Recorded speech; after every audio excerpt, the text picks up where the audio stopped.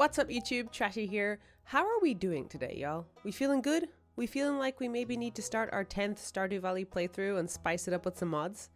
Well, if that's the case, you're in the right spot. Today, we're going to take a look at everything that you need to know to play Stardew Valley on PC with mods. And oh boy, there are a lot of them to choose from. I should have a video coming out very soon about some of my personal favorite mods, and if it is already out, it should be in the description below so you can queue it up after you learn everything you need to know in this video.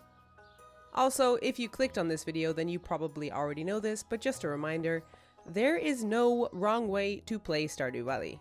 Except maybe installing your mods wrong so that it doesn't even run, but that's what we're here to avoid today.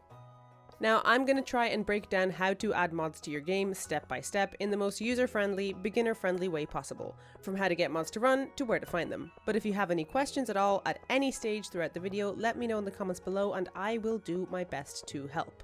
Also, just to add, this is going to be specific to Windows PCs because I do not have a Mac, but the process is very, very similar. So let's get started. First of all, what even is a mod?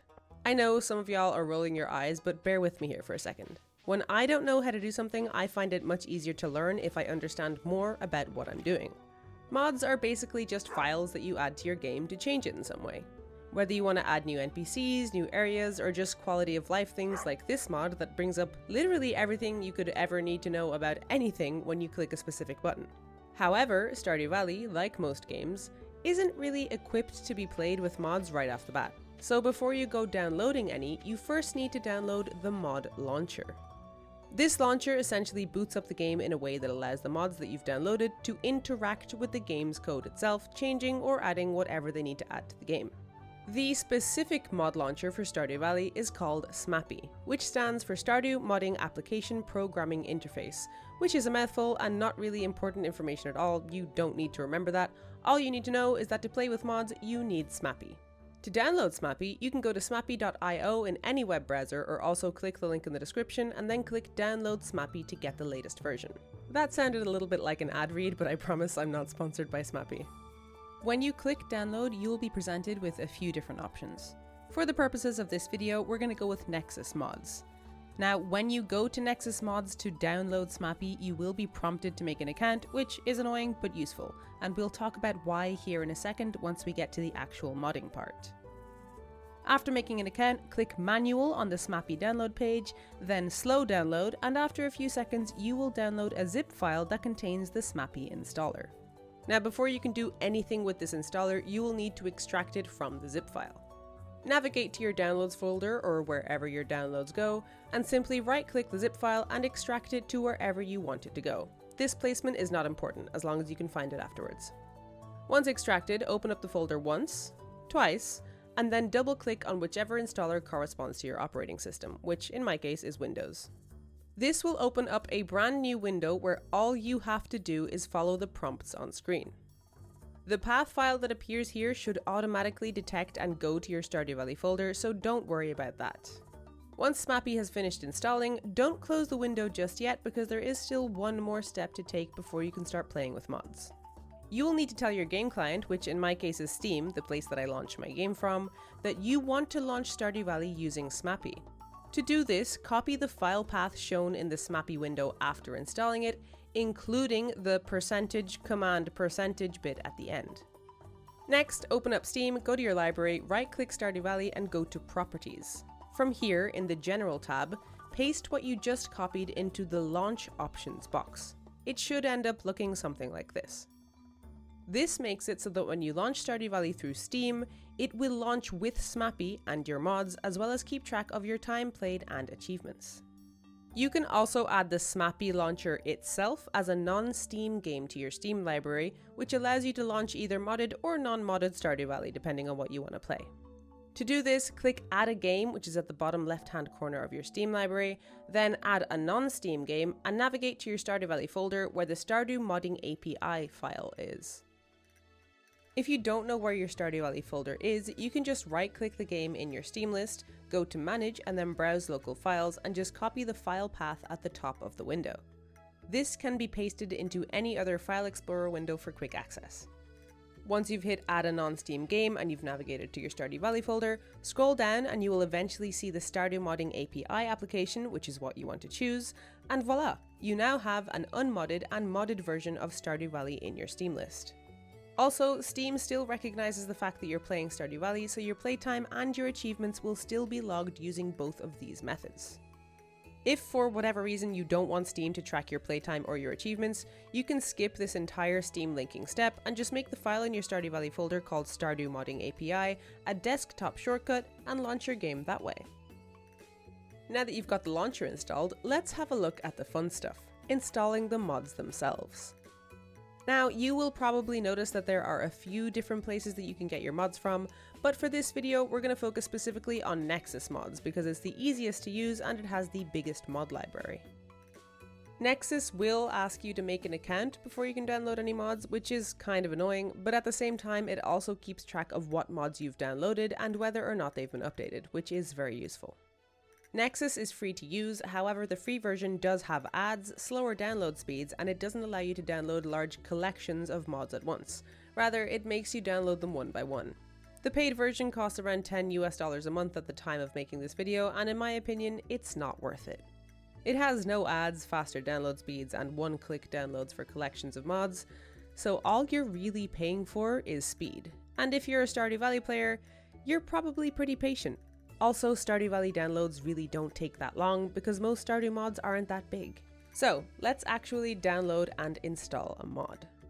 First, you'll want to launch your game at least once after setting up your mod launcher just to make sure it is in fact launching with SMAPI and so that the necessary files can be generated within your Stardew folders.